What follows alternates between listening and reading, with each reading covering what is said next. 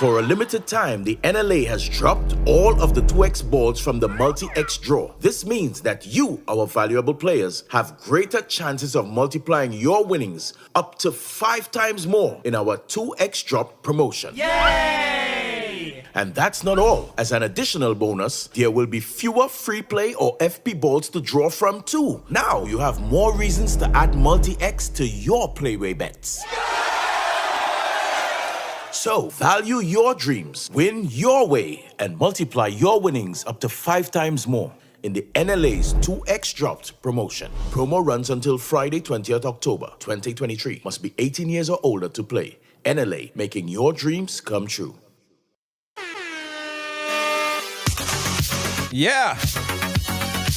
As you're coming, go ahead and share up the thing, guys. Share it up and welcome to Ride Along Live. Gail, how you doing, Gail Charles? Is that Gail? Gail, I haven't seen you in eons, in years, ages. How are you doing? Pleasant good evening to you, Betty and Courts. Thank you so much. Rachel, thank you. Rachel Boutang. Val, how are you doing? Big up. Susan Thomas. Rita Smith. Sharon Dwyer. How you doing, Sharon? You inside today. Thank you, Sharon. I appreciate you so much. Guys, today we're going to have a very engaging conversation.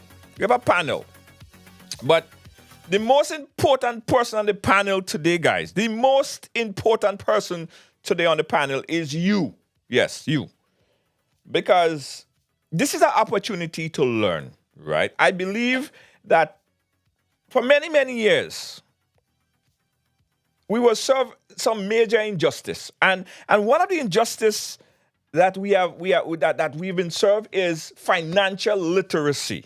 We see every other community, all different community, elevate themselves, and you're sitting there like, but why is this person, or why is this group of people always, they have what they need, they could take vacation when they want, they could buy houses, they could do all these things, and how come nobody told us about that? How come nobody teach us about that? So today, we're going to have a conversation because it's important to transfer knowledge, right? Like if I know something, I like to always share that information because I think that if I empower someone, right? If I'm able to empower one person or two or a group of people, that means that we have a stronger community of people with information. So that's what we're going to do today, guys. So the most important panelist today is you, okay? Keep that in mind. I'm opening the phone line from the beginning to get your input.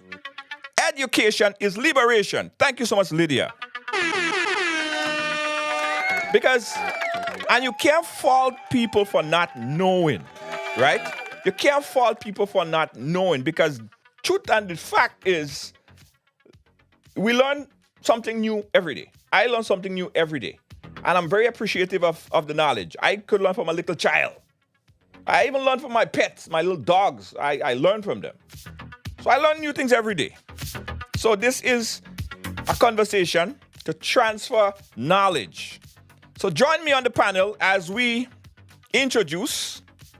I should bring them in one by one. Yeah. All right. Let me bring them in. First, let me feature them. Let's say ladies first. The beautiful lady sitting right there with the bright smile, natural queen, is a very good friend of mine, and she previously worked as on the Housing Authority of Grenada as a loan and collection officer at the Housing Authority of Grenada. She is Janice Lessie, and we're happy to have you on here, Janice. Thank you so much, Janice. You good? Excellent. Nice. You and your viewers. Nice. Thank you so much. A lot of information we want to extract from you today, Janice. A lot. My other friend here, he is no stranger. They call him my partner in crime whenever a difficult situation comes up. I do not call Ghostbuster. I call Dwight. Me and Dwight handled some serious situation a few weeks ago. I'm still tired from that, boy. Never rested from that. Dwight Sampson, he's a journalist and always have great knowledge and great information as well. Dwight, welcome to the ride. How you doing, my friend? Hey, good night, Junior. Good night, everybody. Good night, Janice. Good night to the other guests. Jankro. And My next guest, wow, his face can't even fit in the camera. Well, you know that already. He is a I whole. kind of take you're real take some liberty with me, But anyway, go ahead. Let me see how to say no. Let me see All how to right, say no. go ahead. All right. He's a television host, a very good guy, and I was very, very how should I say? I was very I owe a lot of gratitude to John Crow because interviewed me a few times when I first started right along on his program. So I owe a great debt of popularity to this man. John Crow, Caribbean Inside TV. He's here with us with his great knowledge and insight. John Crow, welcome to the ride. How are you feeling today, John Crow? Caribbean Inside TV. What was it? I can't remember. Jesus, Lord have mercy. How quickly we forget. What- Caribbean Classroom. Caribbean Classroom. That's what I meant. Caribbean Inside. I wanted to see if you paid attention, John Crow. Gosh. What's your name gonna kill you for using the psychology program, eh? The Trini woman. Go ahead. Caribbean Classroom TV. John Crow again, welcome. He's a journalist, a photographer, videographer. He's everything, jack of all trades. I even saw John Crow, he does a lot of giveaways and getting medical supplies shipped to Grenada, tons and tons of medical supply. John Crow, we need your knowledge at this point in time. Four containers. Four containers. Container number 4 just got home. Wow. Okay. Wow. So you have a lot of information. Greetings, family. Right. So, guys, listen. I strategically have you guys here because you guys come with a different perspective. Everyone come with a different perspective, right? And it's important because we want to impart the knowledge back on our viewers. So listen, I started off by saying that growing up in the Caribbean, there were, it seemed like financial literacy was one of the main things that we were lacking. We learned about everything else besides financial literacy, especially how to grow generational wealth. We didn't learn a lot about mortgages and equity and all that stuff, right? Janice, let's start with you because you work in the field before. Why do you think that so many people never got that knowledge of home ownership and equity and generational wealth? What was wrong with our educational system? Oh, was there something wrong with our educational system? Okay, first of all, for the sake of the viewers, I want to first of all define what is equity, Okay. right?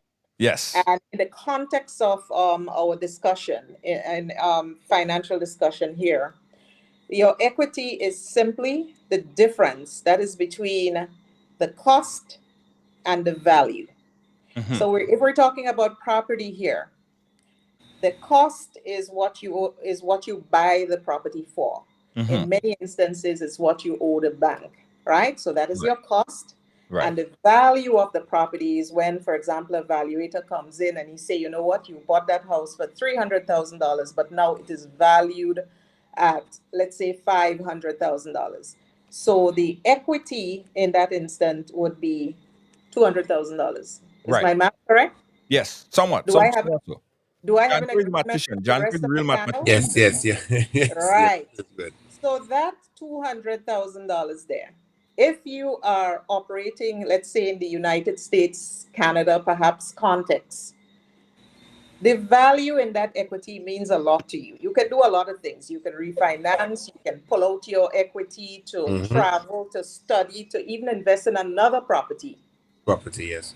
In the Grenadian context, the equity is different. We can't pull out equity. What the banks may allow is for you to perhaps get an additional loan, which they will tie into the mortgage, such as you might be able to get a car. If your children are ready to go to college, they may look at what you owe versus the value of your property, how you're paying, and all of that. And they may decide to give you an additional loan and wrap it all up into the package. But I do not believe, and we have to be clear on that, I do not believe that in the Grenadian context, we have the level of flexibility to do at will what we may with that $200,000 worth of equity as we have in the United States, for example. But there are some things that we can do. Equity is real. If you sell your property, usually that's when you will actually be able to have that level of flexibility with your equity. right? But if you do not sell the property, there are some limitations, and it's not in Grenada, and it's not across the board as you have it in the United States. In fact, there are instances where people have a tremendous amount of equity in their property, but because of their current financial situation, they may have lost a job, they may have a low paying job. In other words, the banks here still consider them a tremendous risk High to lend, risk. Mhm. right? So you may have equity in your property in Grenada and still not qualify for a loan. So I want to be clear on that. So our audience to be very clear that we're talking about two different contexts here. And once they understand one versus the other, then we can have a conversation. So now, JR, you could ask me the question again, now that I've done that. Right, right. No, no, no, no, no. Well, you before I go back into the question, you brought up a few things that I wanted to touch on there, right? Mhm. As it relates to the equity in a property, right? Right. You would realize this fund. You say if you sell. So, for instance, if you purchase a property today for Right. $50,000, $55,000. Are we talking the United States, or are Now, we talking talking Grenada. Grenada? Forget We the talk, United States for now. are we talking Grenada balance. Caribbean? Yeah. Grenada balance, Caribbean balance, right? You Right. purchase a property today for Well, $57,000, $55,000. I have to get my calculator because I'm not good with those odd numbers. So, Okay, right, $50,000. I can Let's make call it you nice now. and even. Let's make it nice and Right, even. right. $50,000, Mm-hmm. and in the space of 2 years, you decide, or 5 years or so, you Mm-hmm. decide, you know what, man, I don't want to live here no more. I want to move. I want to move out. I want Right. to go someplace, right? Mm-hmm. How do someone, or how do you dictate the value, the current value of this particular property? It was $50,000 then. Mm-hmm. Now you want to sell that property. How do I say, well, you know what? The property is X, Y, and Z. Well, you know what? You can't really say that. We make a lot of assumptions. Right. Right. And sometimes we are selling our houses and we make all kinds of assumptions. But there are some factors that determine the value of houses, and that's why they have valuators. That's Appraisals, why appraisals. there are professional valuators who will look at the house. They would look at the engineering structure. They would look at sorry, my phone fell. I'm gonna get it sorted out. No They problem. are going to look at the structure of the house. They're going to look at the value of the properties in that particular area. And I'll just use zip codes just as a factor here. But I mean, we don't have zip codes, but areas. If you're selling a house, let's say in the countryside, in some areas of the countryside, in farming districts, they look at things like roads, and they look at things like access to schools, hospitals, beaches. Different factors are looked at when you are coming up with a value of a house. So many times people just say, okay, I think my house is worth $1 million, or I think my house is worth X amount, but there is no real grounds for making that determination. But if you're serious about coming up with the value of your property 5 years after, and you are thinking of selling, Mhm. um, I think most banks, especially if the person that's trying to buy the house, and they are through a financial institution, that financial institution will say, you know what, you need to find a valuator. Here is our list of trusted valuators. Mhm. And pay to get your property, that property value evaluated, so that when we finance that property, we know that we are lending you money for a house that is worth And what it's solid. It's backed on solid something. Right. exactly. Right. Okay. So stick up in there. We'll come back to that. John Crow, you live in the United States, but you lived in Grenada for a large period of time. Let's look at renting now versus owning a property. From your experience and understanding, what's the major difference, and what is significantly better? Which one of the options do you know to be a better option in terms Well, of ownership is always better, regardless of whether it's Grenada or any place else. If you own it, you can build equity. I mean, you're talking, like, okay, for instance, right, in our language, you like, say you inherit your mother's house or your grandmother's house, and you decide now, well, you have children, and the children are of a certain age. You decide, well, you're going to add a gallery. right, or an extension on the house, or you're going to join the kitchen to the main house, or you're going to put a bathroom inside. Each piece of that you extend the house to, you're adding value to that house, and you're adding value to that property. So then the equity that you, and that's one way of building equity. But while I'm talking, I want to just raise one point that a lot of us forget, or we tend to not look at. One of the best ways to build any kind of a equity, or build any kind of a financial stability is through insurance. So you have a piece of property and you insure that property. And I know I'm taking you off your platform for a second, but think of the insurance on that property and how that affects the equity of that property. And the experts could chime in on that.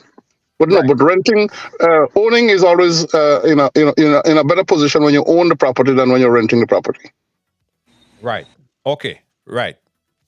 Important to note. Important to note that. Janice, I saw you open you was going to say something a bit, and we'll come to Dwight because Dwight has a perspective that I wanted to share shortly. But Why I can't see Janice? Why can't I see Janice? that's better. That's for the better. Trust You me. can. She's too beautiful for you. She might blind your eyes. Oh God, Lord of mercy. Jesus. Flattery will get you everything. Go ahead. All right. Yeah. No.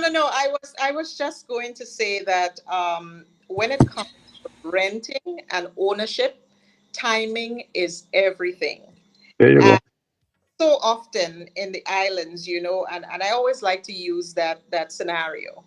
You have two young people decide to get married and they go into this huge mortgage, Yeah. and out to be such a burden. It affects the quality of their lives. It affects everything because they live to pay the mortgage. Nothing puts stress on families and on relationships as mortgages that they're not quite ready for. Mhm. So I feel like while I cannot dispute the fact that ownership is probably the best option, it's all about timing. Renting a property that you can afford while you save your money, it's also a good option. You're not responsible for repairs, you're not responsible for mortgages, you're not responsible for all of that. Get an inexpensive starter up rental property or something that you could afford, and I think it's really all about. I was going to say something, but I lost my trend of thought. But like Right. I should continue to say that it's all about So, timing. right. And I wish, like right now, we have options like Airbnb. We have options. A lot of people are starting to think, and I'm happy to say that I came back to Grenada. I currently work at the Planning and Development Authority, and I see all these plans are coming in, and young people are wising up. They're getting smart Right. now.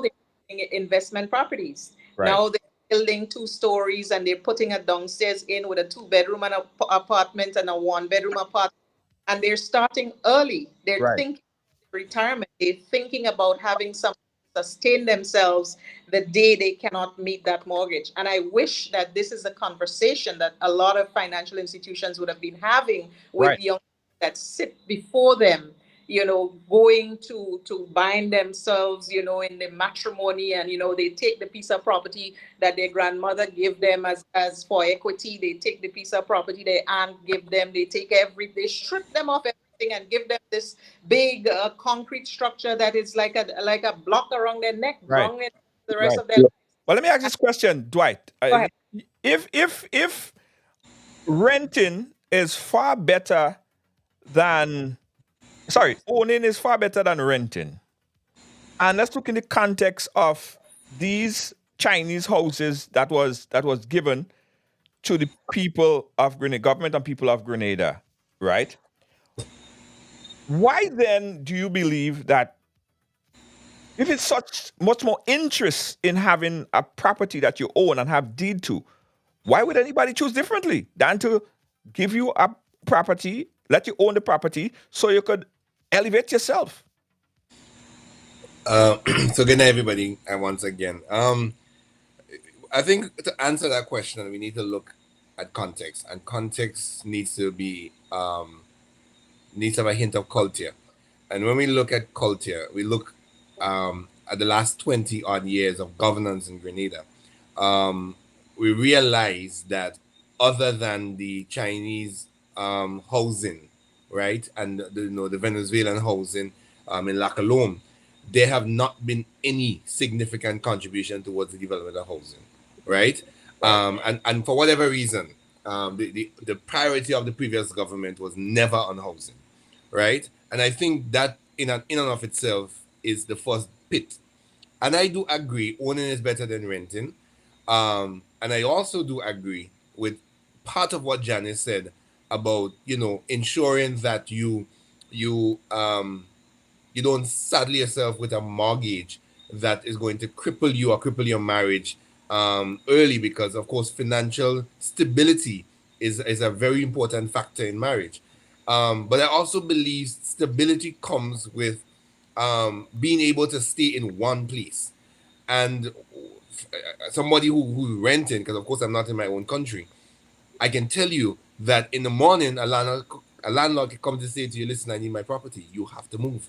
And they can give you 60 days. They can give you 20 days. They can give you 10 days in some instance. And you have to pick up your entire life and move it to another place. And whereas you've been able to get up at 7 o'clock and get to work at 8, you may now have to get up at 5, right? And so there are adjustments. And while those are good, I believe that moving from property to property can also have an effect on marriage. But what I love about this new equity conversation that's happening is that I believe that the Decon Mitchell-led government is introducing something in our culture that we previously did not have. And that's a conversation starter, which is very important and very effective, right? For $250 a month, you can actually be able to say, in a year or two, I am going to own this property. It is mine, right? And I can sacrifice for that period. I can make some adjustments, but at the end of it, it's going to end at some point. But when you're renting, there's no end. And as my father always say, renting is dead money, Yeah. right? You Yeah. don't get that back. And while you don't responsible for repairs, in some instances you do in a rental property, because they're going to tell you, Right. hey, you damaged this, you got to fix it. Right. While today you're not responsible for a mortgage, you are given that money and mind you, over the last year or two, probably since the start of the COVID pandemic, and I'm wrapping up, I've realized that renting in Greenland has skyrocketed. Yes. You have property. I am seeing properties, little jam up downstairs for $1,400 and 50. I'm seeing renting Greenland for $3,000. Who, Yes. who is renting these properties? Because Right. if you're telling me that as a public sector employee, my starting is $1,300, how am I paying $1,500? How am I paying $2,000? How am I paying $3,000? Right? But going back to the point I was making about culture, the previous government has a culture of keeping people in poverty. Let's be real. Let's be real. And this has gone on for but just too long. A lot of people, and I know John could bear me out on this. A lot of people leave the rural communities and move to St. George's, but they don't buy property. They squat. They just put up a house somewhere, and Yeah. that has caused crowding in a lot of areas. If you go in places like Grandin's Valley, if you go in places like Calais and Frequenté, my good God, if one house catch a fire, it could possibly Everybody burn was down born. three, Yeah. four, Every house born. 5 houses in Yep. the same line. Yep. My heart goes out to the fire victims on the weekend. Right. But this was an instance. This was the case. So the problem is, the real problem is that we need to The regulate this plan. housing situation, because Plan. Plan. it's bad. Plan. Hmm. Plan. It's real bad, right? Right. And I want to make this final point to say that this is the trend in which the Caribbean is moving.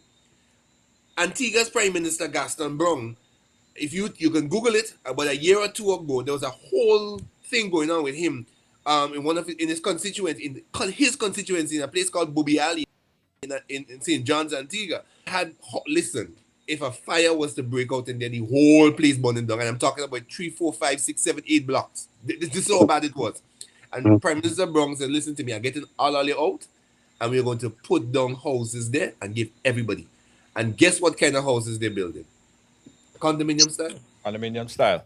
Right. Okay. So let's broaden the conversation at the same time. Narrow it down a bit. I don't know how we're doing that, but we will. I want to kind of yeah. It's kind of out in and out. Janko, you want to make a point before we move on to the next thing there? No, as Dwight mentioned about Granans Valley, there is a situation home in housing, right, where squatters have taken over the cemetery, what is considered to be the national cemetery. Yes. And nobody, this government and nobody else is saying anything about it. Okay, I was in Grand Mall the other day, and I was walking down walking down the main road, and I look up, and I see about 3 or 4 houses, literally one on top of the other. So we keep and no regulation, no no direction. So anybody have a piece of land, or they cut a spot and they just put up a house. Right. And it's not sustainable housing. Is is literally shacks. Right. Well, let's speak. Let's bring it in specifically about this situation that we're faced with right now. The phase 1 of the low income housing project was basically donated by the Chinese to Grenada. Phase 1, they put up a number of houses, people moved in. The initial arrangement was that folks were given not a lease, but they had to pay like a rent, and they would own it after 20 something years. But there was about 80% compliance, where a lot of people just did not pay. So the housing authority couldn't find the monies to fix those apartments. There was leaky roof. There's a apartment in Mount Rush. There is post that is just rotting. If you foot trap on this thing, you get tetanus. It's real bad, right? So the government now has decided to transition from that into a new arrangement where people have to now go to the bank. Now, there is a lot of conversation that this is not the right approach. People are saying, but how low-income people could now afford these properties that, going to the bank and it's problem. Do you think that specific arrangement trumps or is a better arrangement than the phase 1 arrangement, specifically to the low housing projects, this phase 2 of the low housing project? This specific education. Junior, education. I'll start out with education. Like anything else, okay, you don't have information, you're liable to make bad decisions. So that the government is because the concept that was put out is that you're going to get a free house. And so then the 80% non-compliance is 80% non-compliance. If I said compliance earlier, it's 80% non-compliance. Non-compliance, right? They're just not stepping up to their responsibility, because in their head, my government or my party that I support give me a house, and I don't have to pay it back. And unfortunately, the officers of the government did not, or choose to not, educate those who got houses. So then they don't figure they have to pay. And so now you are stuck in a situation where we have these people who are in these buildings, and there's nobody paying anything. It's like, okay, it's similar to if you start a susu in our language, right? Now, if you're not putting in your hand, you can't. And then when the time comes for the draw, you can't get no draw because you ain't put in no hand. Or like what we do is sometimes we get we hand and then we jump out, and so everybody else had to bite the bullet because you decide to pull out. Right. And education, because even what the minister's presentation in Parliament the other day, she too herself do not understand what it meant to get a loan. Basically, what you're getting is a loan from the bank, yes, and then you have to pay back that loan within a certain period of time or over a period of time, eventually, and then you eventually own the property.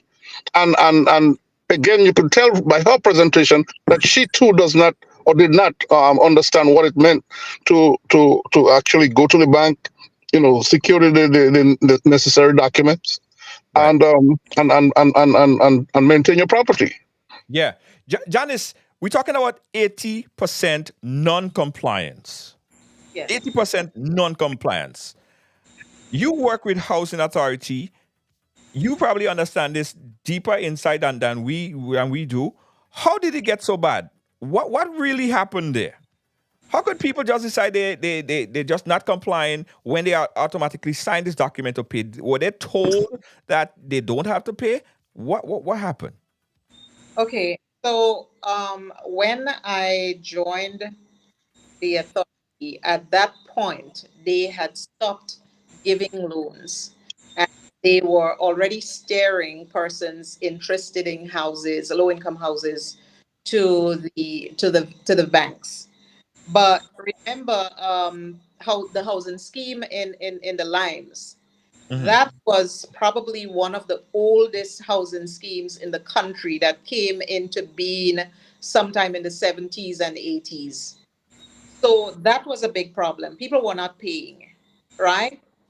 And so my responsibility then as a loans officer was more or less collections. Uh-huh.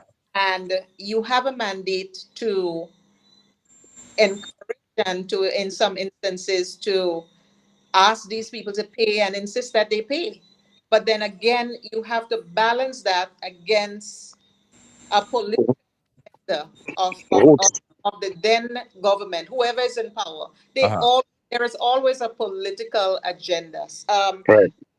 Social safety nets and housing and these things is a responsibility to a large extent of a government. So it's really a fine balance between getting people to pay and fulfilling those responsibilities to the community, and in some instances, just blatantly prioritizing the vote for the next election cycle.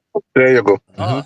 You have a There you go. responsibility collect this money, but at the same time, they say, go out, collect it, put your strategy in place, call them in, do what you have to do. And at the same time, if you go too hard on them, then you get chastised and you get tapped on the knuckle. So historically, it's been like that. It is a fine balance, and it takes a real conscious person to balance the act and make sure that we accomplish what we're supposed to accomplish.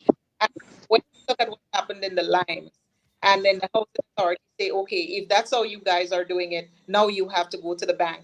I was kind of surprised that Mount Rush and some of the other projects, that's the phase one of the project we're talking about, they Uh-huh. came stream, and it was the same mistake all over again. And this is the first time in this phase two that when effort is made to actually balance the act out where people can get the houses at an affordable price Right. through a financial institution, be have conditions in place where, hey, you can't just flip the house because this is not a real estate investment, but within a certain amount of time you have, because the houses are valued, I don't know the exact figure, but I believe that the houses are valued far 200,000.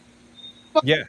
what is being asked for as a price. So immediately upon getting these houses, and people are not being told things like, okay, even if your salary is very low and you're in need of a house, you can actually find a co-signer, right? You Uh-huh. can a relative, someone with a job, join with you on that mortgage as a co-signer and help you get that loan. So all is not lost, and Right. people people are being educated in the process. Some people have never owned anything through a bank. Some people don't even think that they could qualify for a loan. Qualify for a Yeah. loan. Mm-hmm. This is a fantastic opportunity for Right. people. They can slap their chest and say, hey, I'm a home owner, I'm Oh, no. paying the mortgage. Yeah. Talking about $250, excuse me. Yeah. But Janice, You hold know, on a second. Hold on a second. So when you worked it at the housing authority and these people were right. given houses, were they told that, you don't have to pay, or pay if you want, or No, you must pay? but the criterias was so loose that it allowed them to get the houses, and I'm at not. the end of the day, if they pay, they didn't pay. It's because, like I say, it's an agenda. It is at that time I believe that the political agenda, excuse me, I have a hoarseness, superseded the any other kind of agenda. At some point, it occurred to me that the housing authority was just an entity that was there to collect resources from donor agencies and all that kind of thing, to just as a white fund to for political agendas. I must say, over the last years, even prior to this administration, I saw some. There was a new manager at the. I think he has recently resigned, but under his watch, I think a lot of significant changes happened. I still keep in touch with a lot of the old staff from the housing authority, and I think he did an amazing job to turn things around. But to your question, Junior, no, people are never told you can't you should not pay or don't Right. pay. It's just that the arrangement is so loose that if they don't, there are no consequences. They don't believe that they will be replaced or removed Of or anything course, right. like that. Or evicted, yeah. Right. Yeah, Yeah. something So like because so it's what we hearing, and tell me if you guys hearing that too. We were hearing that these houses were donated, was a donation from the Chinese. right. Right? The Chinese freely gave that to Grenadians or the government and people of Grenada. And why is it that they're getting charged for it? So some people have the belief, well, if China Well, give it to us, then it's a gift. What we had to pay for it for? well, But that, the okay, thing is, again, right? But The Eh? this thing is, actually did add a lot of a lot into into the houses. I mean, the Chinese left the houses in a particular condition, and this administration literally had to upgrade and put a lot of investment yeah, to up to to bring it, speed. to bring it Um, up to yeah. can live as humans and in modern and upgraded facilities.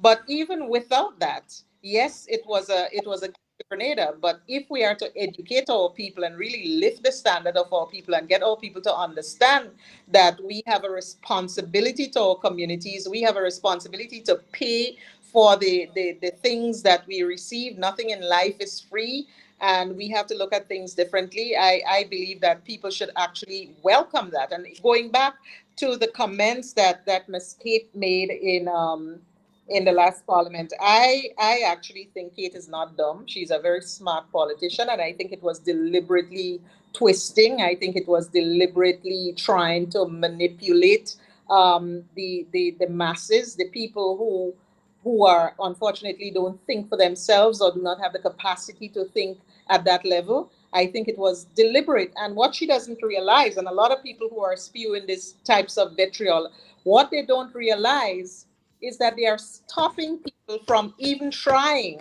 They're telling people that don't even try. You will not qualify. It's not for you. You don't belong.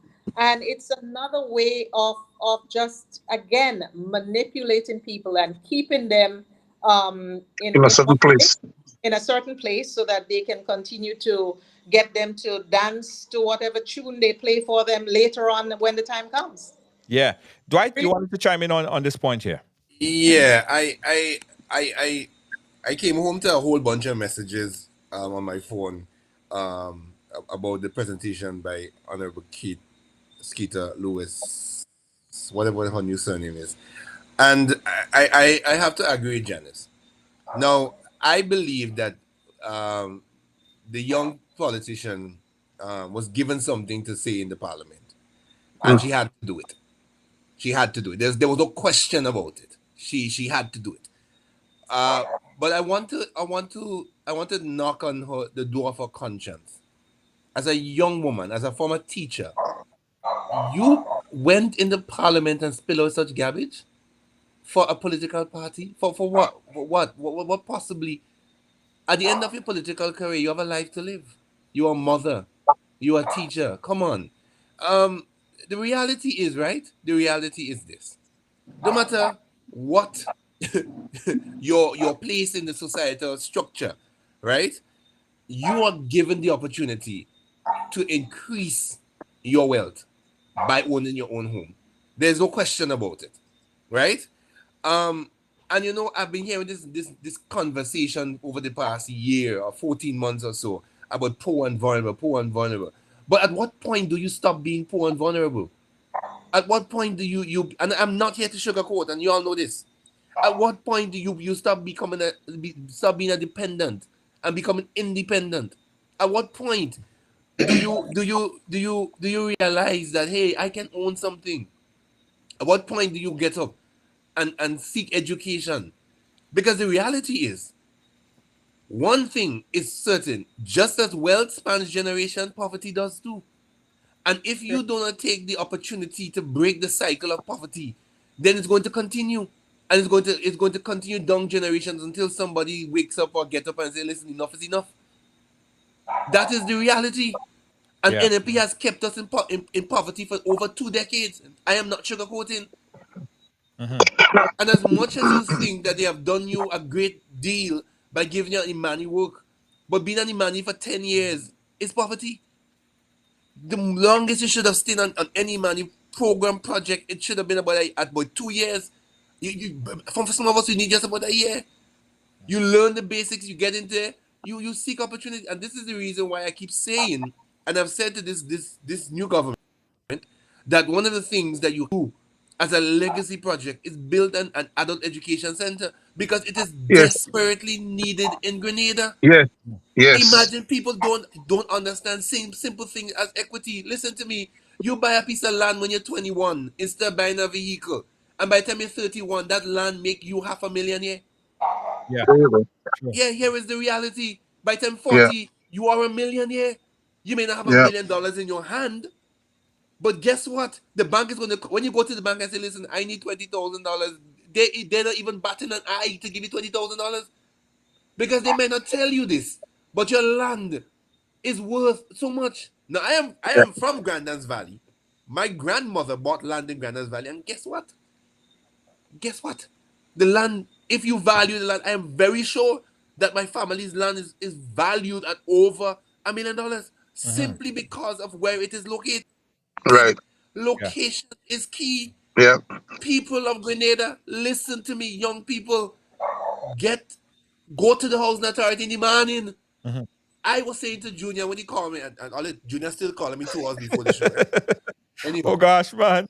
when Junior called me 2 hours ago, I said to Junior, I said, Junior, if I was in Grenada, I would have been in the housing authority by 6 a.m. I just sit down there and not move until I get my letter. Yeah. Because guess what? Guess what? Me a homeowner. Well, Me a let homeowner. me share this with you. Yes. There are at least two people that I know who got houses in this new system that they have, and they no longer live in Grenada. But the house that they got, they now renting it out as Airbnb, for visitors and whoever coming home to looking for place to stay. And so then, while they in well, I can't say where they are, but they in foreign, they're making money in Grenada with the housing that they got. But hold on. But I don't necessarily A agree lot with of that. people would say, but John Crow, but it was really designed for low income people. Yeah, Not yeah. low income, but low income, They right? were low income at the time. They were low income at the time. Okay, so they increase. They, and well, But let's say but the that phone. is the reality. Okay. But that is the reality, Yes. John. Yeah, Guess what? The house you own when you're in your 20s, by the time you're 30 and you settle down and maturity starts slapping you in the face, you are looking now to say, listen, I have lived in this house for 10 let me years. see how to make some. I am looking to sell this house to somebody else. I probably even sell it. You probably choose to rent it or whatever you choose to Yes. Yeah, do. But I'm choosing to move on from this property now. I gone up in Grenville. I gone up in St. Patrick's. I gone to St. John's or St. David's. I buy a piece of land. I'm saying to the bank, hey, I have this property that was what $200,000 when I bought it. Now it's worth $500,000. I need $300,000 to go and buy this piece of land and build a house. Yes. yeah, So the idea that Janice raised, sorry, Mrs. Leslie, raised in the beginning, it come to reality. You don't have Yes. to rent. Instead, you own a property, and in Yes. 10 years, you can decide, listen to me, I am moving on from this property to another property. Your family might get bigger. For Right. some yeah. of you, like me, that don't like to sleep in the night, you might end up with 2 or 3 children. Yeah. Yeah. Oh, The oh. reality is, Talk you about can now yourself. decide to say, I am moving. My wife will have me for this. I am moving on to something else. Right. Grenadian people, let me tell all you something. You buy a vehicle at 21, you can buy it Friday, and by Sunday the vehicle mash up. The value done. And that day, money done. Yeah. And you are Yeah, saddled with this loan until you're 25. Yeah. But yeah, guess what? You You buy a piece of land. when you buy a piece of land, every year that land appreciates. It doesn't depreciate. Yeah. It appreciates. Well, And listen to me. mhm. Final point, Junior. Yeah. I remember when I was living in Fort Judy in Grenada. I had a conversation with. I was walking my dog one day, and I had a conversation. This is the real thing. I had a conversation with a gentleman, and the gentleman said to me, "I moved into Fort Judy in the late 50s when nobody was down here. Yeah. Nobody was down here." He said, "When I bought the land was cheap. Nobody was down here." He said, "I stayed in Fort Judy, and today, the property I bought, I can't remember the figure of my head, but back in them day was pennies, some kind of something like that." The man said to me, the property he bought in the late 50s, early 60s, this is an old man, he probably has passed by now. He said his is worth over $1 million US. Yeah. You do Easy. not know Easy. Yeah. what Easy. happens. Yeah. You do not know. But guess what? A vehicle might end up in a shop. It might Yeah. bounce. You might sell it. Well, Money done. Dwight, But as soon property, as soon as you buy a vehicle and it Once you starts to drive out, depreciate. you drive it off the lot, it once depreciates. you drive off the lot, you're It done. depreciates. It's done. But guess what? When you own a house, it only appreciates. The land under it appreciates. Right. Yeah. Common people. And I want to make this point that Janice made regarding the Janice and John made that point. Let me tell all this something. Yeah? You see, NNP has been the debt of Grenada. We are 50 years of independence, and this is my own view. We have 50 years of independence. Hi, darling. Oh, yeah, we have 50 years of independence in February, right? 50 years. Almost 25 of that was under the NNP administration. Tell me, how much poor and vulnerable are no longer poor and vulnerable in Grenada? How much people have they tried to sort out the squatting situation in South of St. George is crowded, literally crowded, and the outer parish almost empty. We have a serious problem. But let me make the point I want to make. Okay, the Chinese give us the house, right? They give us the house, a big empty condominium house, no fittings, no nothing, just a big house. They give us a house. We decide, okay, we're gonna give it to Janice because Janice in their own state is poor and vulnerable. So we give her Janice house. She don't have no bed, she have no chair, she have no stove, she have no TV. But guess what? Not by courts, not by postal, not by the Indian store, she gonna get a bed TV. Isn't that debt? Yeah. Isn't that debt? But That but is we debt. hold on, we But have to be hold on. careful because people not getting TV and thing in the New No, York. no, people no. This is the point. I want to finish the point, Junior. You're making a point. You're making a point. The point I'm making is right. The houses, you get the house free, but guess what? You still have to get into some kind of debt to furnish the house. Yes. You may not get TV and everything in this house, but you get in the cupboards, you get in the closets, you get in a proper house. All you have to do is to put in your bed and your TV, and in some cases people already have that. But Yes. then the question is, you live in the house, you get the house free, right? You live in the house for 5 years. And then sooner or later you realize you need to paint. Yeah. Right? A wall start to crack. Right? A pipe break. Right? Those things happen. Who fixing it? Who fixing it? The government is looking to you to fix it. Yeah. That is your problem. That's another problem because guess what? They give you free. It's not maintained. And this is the problem. A lot of the housing schemes in Grenada were not properly maintained. Right. They were in a bad state of disrepair. And guess what?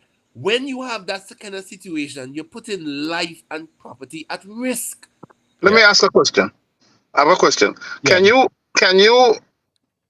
alter the houses in any way? Can you add a gallery, as I mentioned earlier? Can you do that with those houses? Gallery. I guess they would have regulation because they would have I think they come with everything. it. No, but like okay, you get the house when you had one child, but like you say, you don't sleep in the night, so then you end up with three. So now the child is growing, and the older one now, you want to, because home children don't leave home. So you can tell your husband, listen now, the girl getting big, she's a young lady now, she can't sleep in the in the bed with your brother no more, Right. And so But now that's you what want I'm to. saying. But by that time, John, a significant amount of time has passed. But guess what? We need to empower our people and educate them because we don't know. Previous to this whole housing thing, equity and something was another conversation we were having. We need to Right. educate, because if you go to America or England, I keep telling people this, and this is the reality. If you go into England or America or Canada, because we look at these big ones and we say, oh, I want to go there because everything look nice and dandy. But guess what? You have a job. If you're living in Manhattan and you go to Brooklyn for your work, don't matter how Junior tell me. Don't it could be thunderstorm outside. You have to be at work at 8 o'clock. You have to go You to have to work be at eight there. o'clock. Yeah. There's But no question about it. here's This is John, the John one second, Junior. Just let me yeah. finish this. Uh-huh. The reality is, right? We need to empower our people so that they don't stay poor and vulnerable. They rise, they come Right. out, Yeah. and they become better. Go buy the house Yeah. and get the equity. John Crow said something earlier there, and a few people pushed back on it. But I think it's important that you teach people how to think about generational wealth.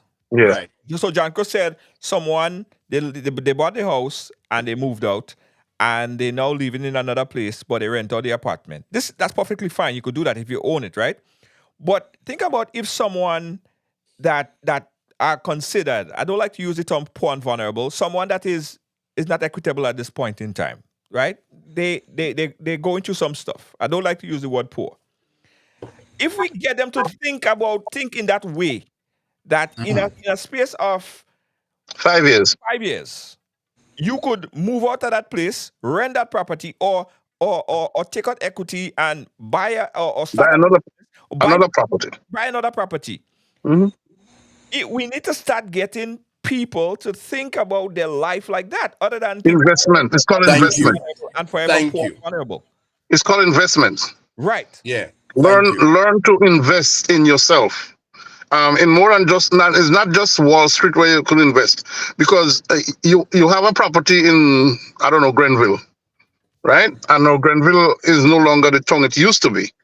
And then you start working now. You could work at Sandals, but now the transportation that you're paying to get to Sandals every day, you realize, wait a second, if I'm able to move in town and rent a place, you could rent your house in the country, Exactly. Mm-hmm. right? And you move to town and you're renting a property, someplace a little, like Dwight say, a little room downstairs somebody house in St. George's. After a while, you turn around and buy that property in St. George's. So now you have an investment property in Grenville, and you have a residential property in St. George's, or vice versa. And Yeah. and that is what is, when I talk about education before, is all of those aspects. And you mentioned in him earlier, and you said financial education.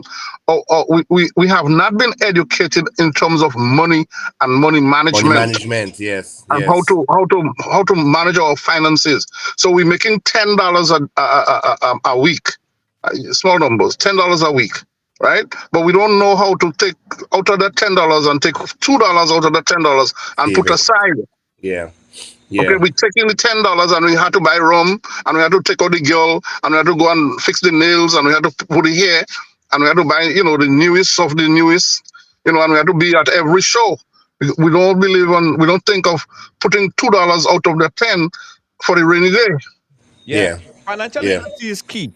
Janice, you've been through this. You are you did insurance. You know all about generational wealth, because with your line of work doing insurance, I know you had this conversation of teaching people. You live today and you take out a $1 million policy, then your kids are automatically millionaires by the time they're 18 or so. Trust me. Yeah.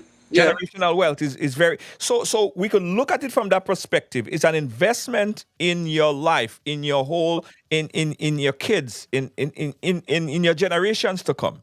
We could look at it like that perspective as well, correct?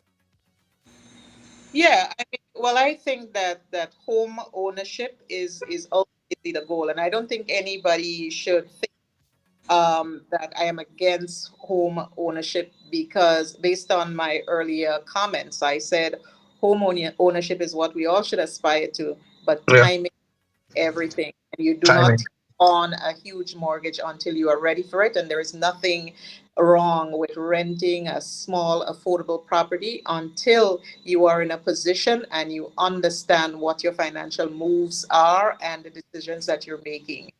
Mm-hmm.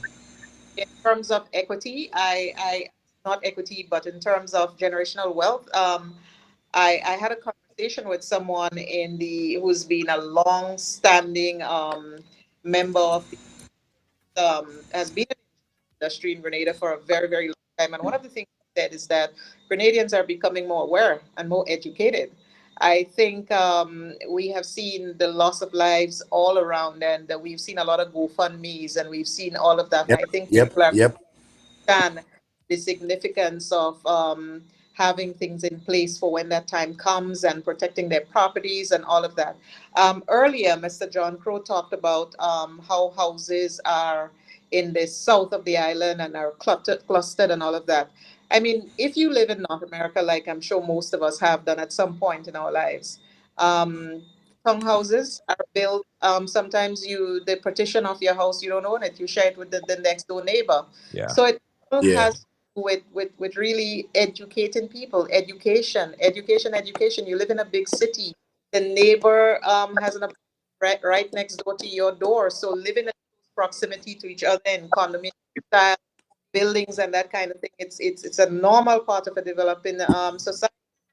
So it's about education and people understanding risks, people understanding the use of things like alarm systems and teaching their children about not playing with fire and just having electrical inspections. I work with the planning authority right now, and in case you guys did not know that, the physical planning unit used to be a branch under the Ministry of Works, but now they have become a statutory body since February of this year.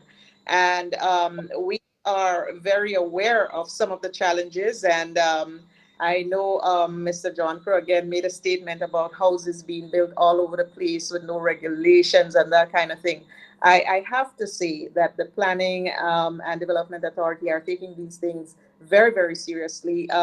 They have employed as much as 11 compliance officers who are out there plying the field day and night. And again, it is a fine balance between a government responsibility to its people to make sure that the less fortunate among us, as one of our persons in the audience said, that these people are provided for.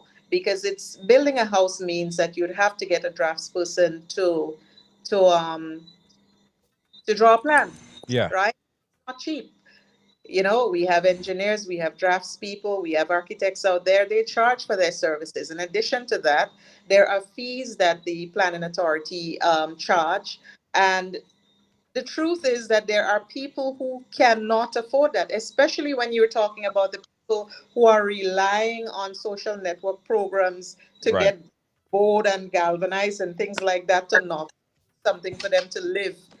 Because one of the conditions of the Plan and Development Authority is that for you to get approval for constructing a house, you have to either own the land or show that you have permission to use the land. There are a lot of people who are squatting and who are living on of other people, and they may have the access, but they do not have the evidence of that permission.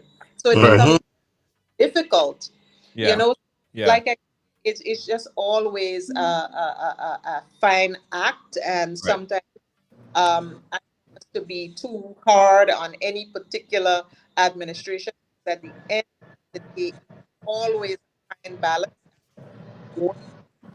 So, somebody has a fan. Somebody has a fan going. We didn't hear your last words, but here, Dwight, I want you to chime in here.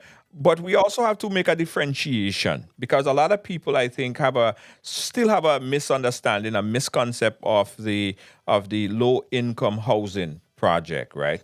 And it is called low income housing, and it's not no income. That's a big difference. Low income mean that you are employed, but your income is low, right? I think Mm-hmm. government even have to do. Uh, Sorry, I had to sneeze about a whole hour ago. Right. So there have to be a differentiation between low income and no income.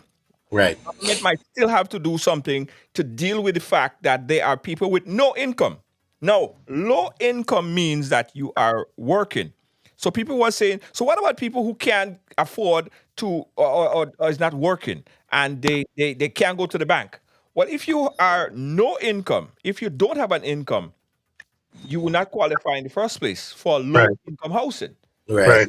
Low income in low income, but there's still a gap. There's a disparity gap between people who have now no income. What is being done with for the no income earners, people that don't have any job whatsoever? But Dwight, you wanted to chime in. I don't know if you want to chime in on that or anything else. Well, yeah.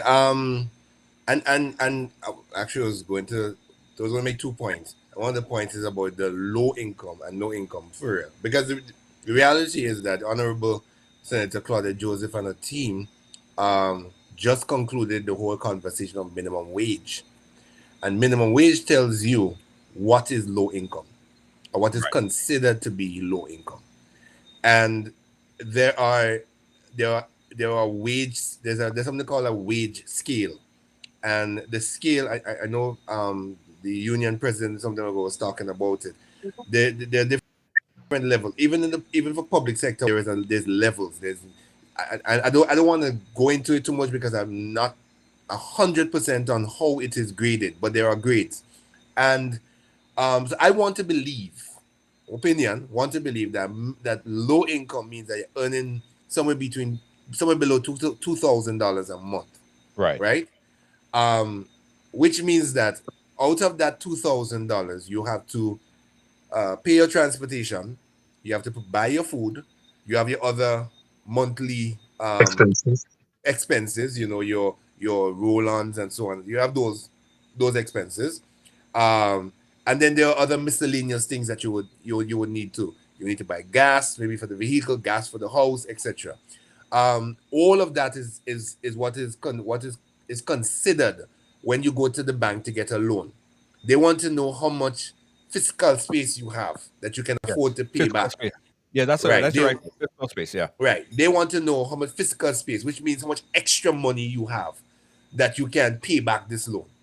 And in some cases, you may be working, you may be earning an income, but you don't have no fiscal space. The bank is going to tell you, no, we can't Right. give you this loan. Because then Right. you'll be struggling to pay back the loan. Right? Right. And in instances where you're struggling, and this is one of the reasons why when you go to the bank to get a loan, they take the money out of your salary before you even get your salary, Right. because they don't want to give you the option of coming to pay us because you might never reach. Right. Right? So the reality is these are the class of people, because $250 really and truly for a house, an unsecured loan, you're running about three, four. John, tell me about $300-400 in the Yeah. islands Yeah. for a $10,000 unsecured loan. Yeah. There you go. It's very difficult to think about the unsecured loan. Anything below that, it might be 250, 240, 250, 260, 270, 280, $300, right? Yeah. But you talk about a $75,000 loan mortgage for Yeah. 250. There you go. That is seriously subsidized, and subsidized mean that the government is saying we are going to bear some of that cost. We Yeah. are we are we are taking on some of that cost, and we To just build allowing you to pay the to help bare build a society. minimum. To Yeah. The help bare build a minimum. society. And this, my friends, this Grenadians is seriously good. I mean, there's just no other way to put it. There's no other way to look at it, right? And guess what? Okay, so let's say your rent, because me don't know anybody are renting anyway right now for $500. But let's say your rent is $800. Me don't even know that if that's still possible. Let's say your rent is $800, and you got this opportunity to own one of these houses, right? The Chinese houses. $250. You paying $250 from that $800. People, you have $550 that goes back into your fiscal space. Into your pocket. This goes into your pocket. So you Yeah. can take that $550 and you can go to my one insurance company in town and say, listen, insure my condominium for me, please and thank you. And Thank you very everything much. inside it. And Thank you guess very what? much. Upon the equity that thing is building, which is $166,000, is building equity of $166,000. You're now building insurance on this. On that, right? Yeah. You building insurance on this. So Yeah. 166 plus the insurance. My good, listen to me. Somebody call Philip and tell him we want all these houses, please and thanks. And thank you very Because much. Thank you very much. you Let tell me me let me throw. if I get this at 23, you tell me by 33 I'm almost a millionaire. Yeah. You are Yeah. big time. Yeah. Let me throw something in here. Yeah. The young lady mentioned before when I talked about building houses everywhere and so forth. No, I had to give some props to the building authority, housing authority in Grenada. Yes. In spite of what I said about the houses going up, and yes, we have houses going up because we know, we're smart and we have ways of avoiding the people seeing us do whatever we do. So the piece of land have one house and then is my land, so I could put a next house in the back and whatever. Because I look at a house born, three houses born in Dabo. A couple of years I was home, and it was a shame. But anyway, that's a different topic. Uh, um, the housing authority, I understand. The road that fell down in Molinier was because the housing authority stopped the individual or told the individual that the house that he wanted to put down in Molinier that caused the road to fall, the housing authority told him with no uncertain terms that that house is wrong for that location. And however, but he know people who know people, and so he went ahead and built a house, and that is what created the destruction of the road in Molyneux. Facts. So, my dear Miss Leslie, I concur with you, and I'm agreeing with you. I know the housing authority is doing a marvelous job for the most part. But then again, like I mentioned before, we have those of us who are smart and we know how to get around certain things, and so we take advantage Allegedly. and we do what we're not. Oh, okay, yes, okay. Oh, that's right. Allegedly, I'm supposed to say that, right? Yes, allegedly, we do these things when we're not supposed to do these things, and the inevitable happens. So I'm not just blanket that well, housing authority is not effective and not doing what it's supposed to do. I'm aware of how efficient they can be when they have to be, and so on. Now, the Dwight said something just now that triggered another point that I was making earlier in terms of the insurance. I mentioned it earlier.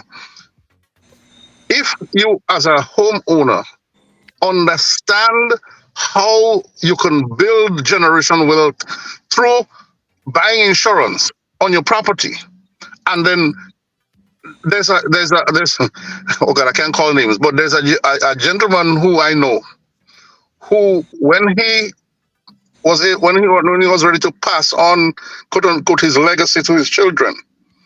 People looking at him, and he was just an ordinary man, right? When he decided to let go of his quote unquote financial responsibility to his children, everybody was shocked. As a matter of fact, he bought a bus and brand new bus and put on the road cash for a man that wanted to marry his daughter, one of his daughters. Okay, out of his insurance monies that he had saved up, cash. One of them thing buses on the road, and that's no fairy tale. Right. No, But it's so, not. It's an Right. actual true Let story. me just So- say I know this. the story. do I know the person too? I know the person, Wait. yes. Right? Let me just say this, guys. Here, what we learned so far, and it's important that we keep it in perspective, because I want people to take away. I want people to come out here with some knowledge, right? Specifically about equity and the importance of equity. So here's what we learned so far, guys. Owning is far better than renting. Anyway, renting is like flushing your money down the toilet. We all know that. If you are in a position where you already have an acceptance letter, forget what any politician tell you. It don't matter who. No matter who. If you have that acceptance letter, take that acceptance letter and go to the credit union or the bank. Bring your bank The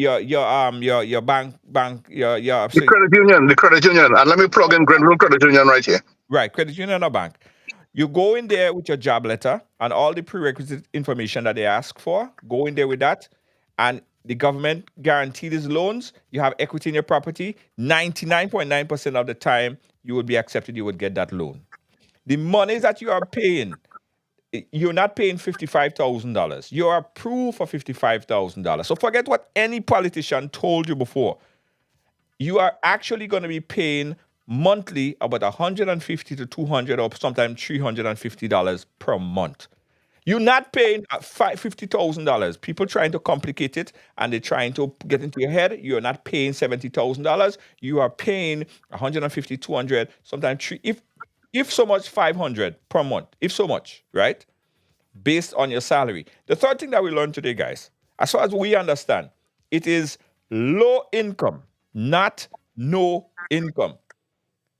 It is low income. That means that you're working Mm-hmm. and you're getting an A income, salary. a salary. Yeah. Yeah.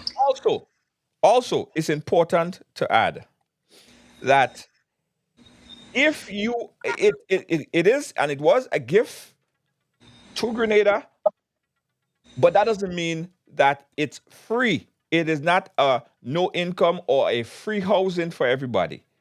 The government, even the previous administration, had a contractual agreement with these people who's living in these houses to pay on a monthly basis. It was poorly done. There was 80% non-compliance. People wasn't paying it. So you can't do the same thing and expect a different result. So they changed it.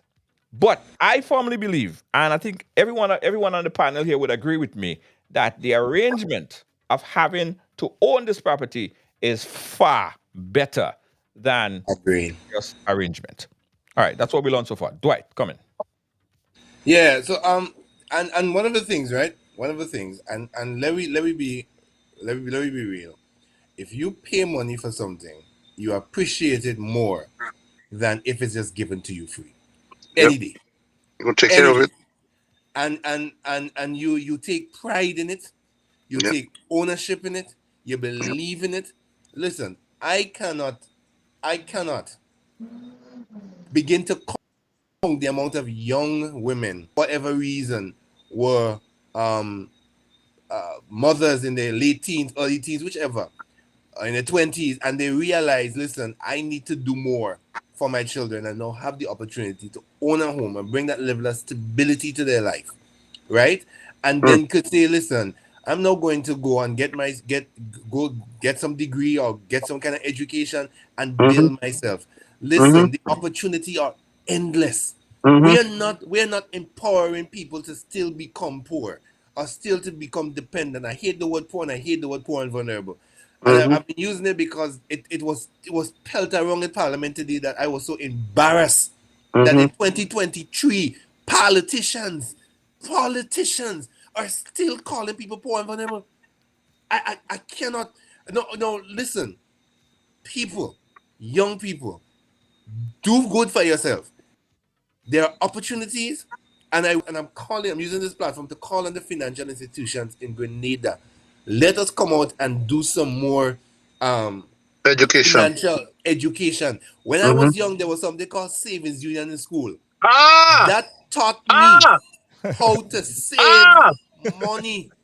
You know how much school books I bought for my saving What, union? what, what, what, This is what 7 union, right? And then the other one in the harvest when you have when you have to put money every Sunday on your card so that when harvest come around you could buy your ice cream and you you could could show buy off on your your friends. snacks. Whitner, John Crow and Dwight are they in the same age group?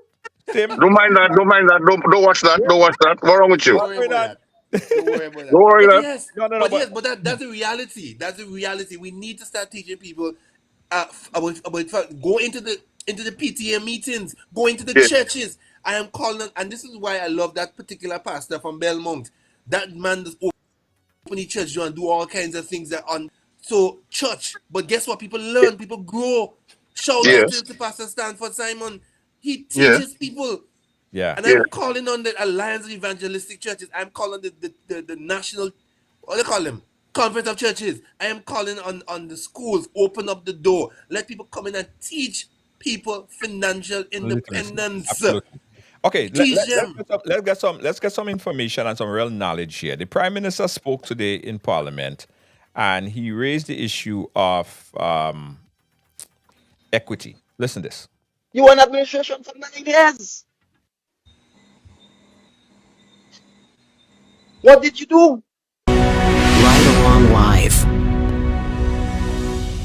I feel compelled, Mr. Speaker, first of all, to commend the leader of government business for his sterling presentation to the Honorable House when he presented his minister's statement specific to the relation of housing, Lighting, boy, lighting. Oh God, the lighting. and for his additional clarification that he raised in the question of equity. But, Mr. Speaker, at the risk of being political, I will be so. Because I want us to be accountable to people. These homes were completed at least, Mr. Speaker, at least 1 year. At least 1 year. At least. And in some instances, more than 1 year. Before there was a change in administration. So my learned and distinguished friends had the opportunity to craft any policy they wanted in relation to these homes. They could have given them out if they wanted to. They could have rented them if they wanted to. They could have sold them if they wanted to. They could have done a combination of all three.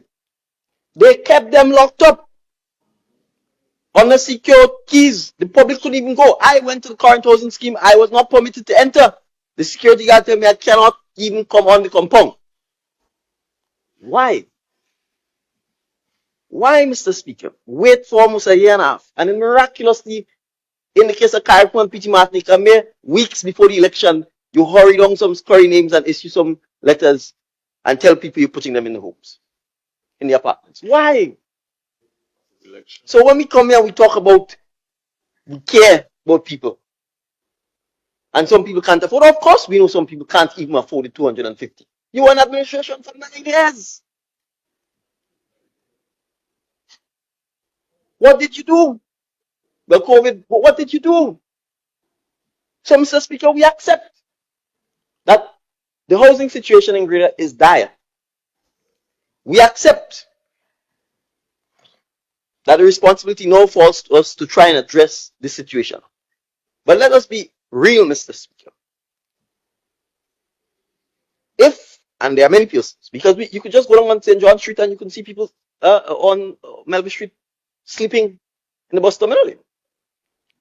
You can go on St. John Street and see people sleeping. There are homeless people all over Grenada.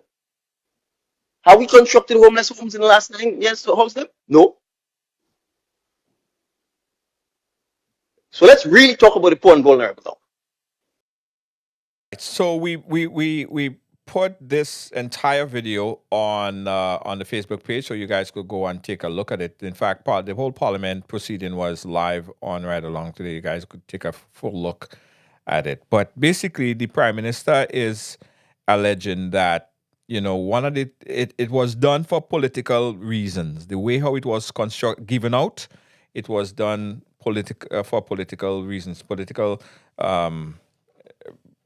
benefits. And Janice even mentioned that during the time of the phase one, how the whole situation was politicized. But I want to kind of wrap it up here because we kind of over time our regular time already. And let's talk about the way forward. So people who are sitting here, people who are watching, people who are consuming this information, some people who are learning about this whole procedure of equity for the first time. Give us your conclusion, Janice, and even probably in a minute or so, help to educate the people about the procedure of equity and what they should do in the immediate if they gifted ownership of any one of these properties. Okay. Um, One of the things I want to talk a little bit about before I get to the substantive point that you made, the distinction between low income and no income. You gave a definition on what low income was, and I think we have a situation here where no income people had an expectation because somehow I don't know if it was deliberately sold to them that way, but they had the impression that it was a gift. So if it was a gift, there was no need to have an income. It would be something that would be handed to you. So there's a substantial percentage of the population. In fact, I heard today that the unemployment rate is as low as 11%, but there is that 11%, for the sake of discussion, who has no income. And somehow they believed that having no income also qualified them to get one of those houses. And I think they have suddenly realized that having to go through a financial institution now automatically disqualifies them. So John, stick up in right there. But here's what I'm saying. People who know better is still pushing that narrative. I heard ministers pushing that narrative up to today, even talking heads. They're pushing that narrative. But they know that that is not a fact. They know that that is not the fact.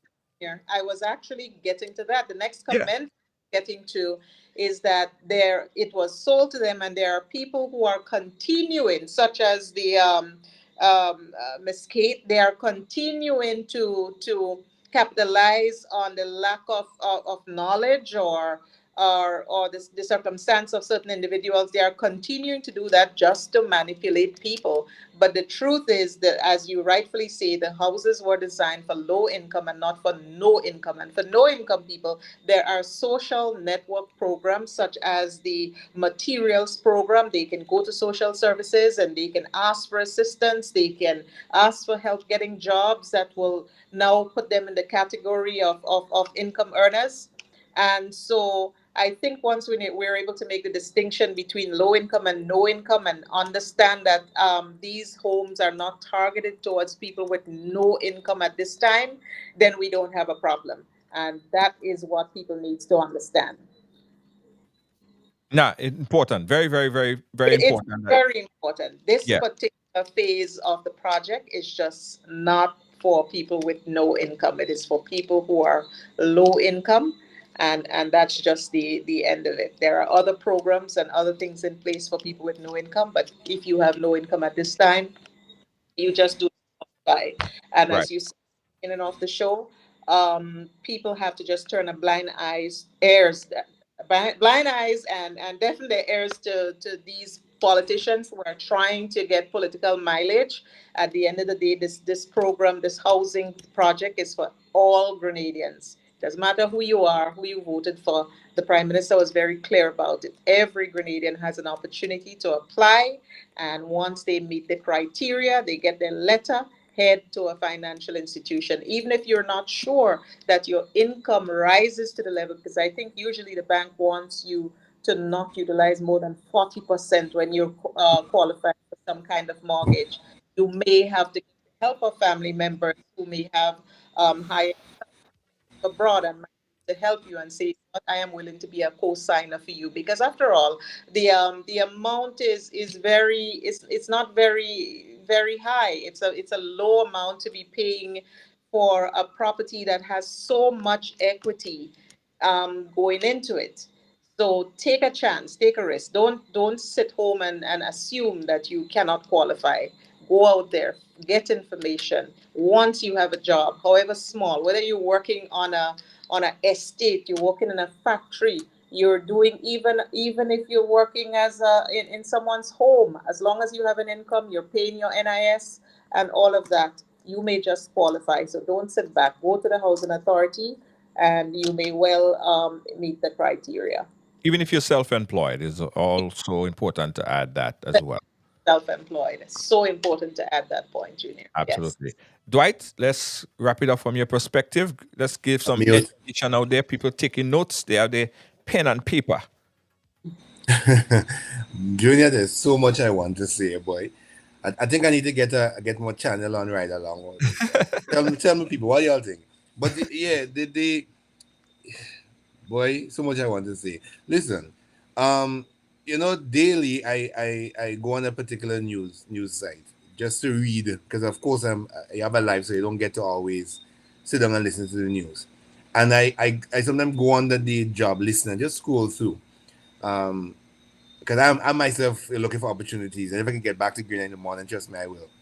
And the amount of jobs I see posted daily, daily, and I'm surprised. I have a friend who has a site that says jobs in Grenada. I get their notifications. No, there are jobs, people. And I think that we need to make it clear that the era of handout is over. This is just the reality. And at some point, we had to move on. Somebody had to make that bold decision, that bold step. Some government, it's over. And this previous administration, the opposition MP in the House, the NNP, call them what they are just hungry for power. And I think that the new government has shown us so much that so much wrongs have been done to us that I can't understand for the life of me. Why are we still listening to them? Um, it's always jobs for their chosen people. Everybody else is poor and vulnerable, but their people are advancing.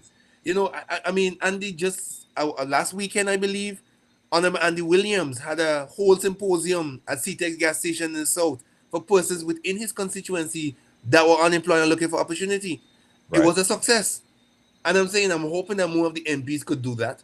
Or, they could create a central desk where some people can go and empower yourselves. Grenadians, please empower So yourselves. your There are word is opportunities. empowerment. Empowerment. Yeah, there are, and, And and and this is what this housing does. It empowers you. right. It gives you that title, that chip on your shoulder. I am a homeowner. I am Right. 35 and I own my own home. I am 20 and I own my own. I'm 30 and own my own home. Yeah. And I can build from there and I can grow and I can develop and I can make something of myself. I can end this cycle of poverty, and I Yes. can now say, hey, I'm doing something for my children. If you love your children, do this for them. Yeah, Absolutely. Junior, stop calling me 2 hours before, but Yeah, I'm I always know. I it's know. always a It's pleasure. sad. It's sad. Always a pleasure. I'm Let me very just. tired, Yeah. but it's always a pleasure to be here, bro. Thank you. Thank you. Let me just add before I go to John Crow that we found out that the tertiary education TAMCC is offering some free courses. And I want people to start taking advantage of these opportunities because there are opportunities that exist, right? In fact, I even heard a minister said that a lot of times they have to sign so much work permit because they have to get people from abroad to come in and do this job. The fact of the matter is there are opportunities available, but sometimes the people or a fragment of the population are not qualified to do the job. So it starts with if you are in a position right now that you don't think that you're finding a job in your niche, how about first investing in yourself? Go and sign up for a course at TAMCC. Whether to become, they even media courses. I heard they offering media courses at TAMCC. I believe I heard that someplace. Or be a tourist guide. You could take some courses to become a tourist guide, and you could get a work in the tourism sector. Right? There are so many opportunities. So don't limit yourself. The thing about it, people put themselves in a box and they lock themselves in that box. They don't step out of it. There are opportunities that are available, but you have to put yourself out there. Invest in yourself. Take a course at TAMCC and invest in your education, invest in yourself. Let's, on that note, hold on. Before we go to John Crow, hold on, John Crow. We have a call on the line. Let me just take this call and then we go to John Crow for his final words. Caller, you live? Where are you calling us from? Hello? Hello? Hello, caller, you there? All right, hold on, caller. Caller, you there? Yeah, caller, hold on. Let me put you through the system. 1 second. Caller, you hearing me? All right. Hold on. Let me take you to the speaker. All right, caller, go right ahead. Yes. Yes, I am. Yeah, go ahead. Listen to me on the phone line. Yes, I am listening on the phone. Yeah, go ahead. Make your point. Okay, I'm just calling quickly. I spoke last night, but one thing I want to say, after looking at the parliament today, yeah, I'm on the phone line. Caller, no, just go ahead. Listen to me on the phone line. Just go ahead and speak. Yeah, okay. I was looking at parliament today, and the issue of the housing came up. I mentioned something last night, but one thing I want to say, let me say there is a brother to the economics, which is the accounting. And if people understand the basic of the equity, it's like the principles of accounting is assets. That's if you buy that apartment, that's your asset. The liability, that's your mortgage payment. And the owner's equity is all of the benefits that come from all of this. And I think, again, that Kate and Dr. Clarice needs to do some research. And I think that people need to see that this is the best thing after sliced bread that could ever happen to Grenada. And on the same note, I want to shout out to John Crow. I've been at school, we went to SAS together, and so on. So I just want to say hi to him. I don't want to give my name on. Yeah, no problem. Thank you so much, caller. Okay. We appreciate you. Yeah, absolutely. Invest in yourself. The basic underlying factor. Dwight, we'll come back to you real quick. John Crow, make your final closing point, and then we get your point. John Crow, go ahead. We close it. Sorry, John Crow. Getting all kind of time. What kind of behavior is this? Hey, you see, I have people calling me out and shouting me out. Stay with me. Stay with me. Listen, I give you a practical example of how we could eliminate this poor and vulnerable. A partner tell me the last time, he said, John Crow, I make $1 million with one patch of land. He said the drain behind my mother kitchen. I stick a few dashing plant in the drain. And when I harvest the dashing plant, after I harvest the dashing, from the dashing alone was $1 million. But before I even harvest the dashing, I cut the callaloo, and from the callaloo, I was able to make $500,000. So with that little patch of dashing plant, he was able to make $1.5 million in Grenada. And this is not a make-up story. True story. I ain't calling him name, but nonetheless, the idea that people are unemployed and cannot create or make an income and so forth, there are several ways that you could help yourself in that place. But the main thing that I'm going back to this again is education. We have to the financial institutions, the government, the ministers, as well as the bank, as well as the credit union, you have to start, I should say, continue with educating people along the line of financial literacy. It is not a joke. The mistakes are made because most of us are financial illiterates. I did not understand. It's only recently I learned what equity was. I was asking people around me, well, hearing about this equity. What is this equity thing? And I'm a homeowner, right? And I should know this. Okay, I have a teenage son, and I should know this. But I was never taught at an early age as to how to build wealth and how to become financially independent. So then it's about, okay, I make $1, I'm gonna spend $5 because I want to have the latest of whatever it is. I make $1 and I had to go to the best shows. I had to go to the best restaurants and so on and so forth.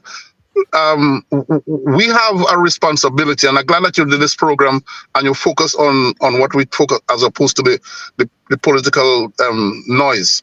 The politicians and them, they have a job to do, and their job is to keep us ignorant.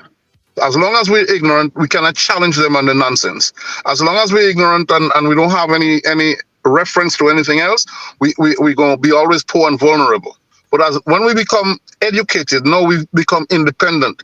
And one of the things I had to give them a little plug, SGU. SGU offers adult and continuing ed classes as TAMCC.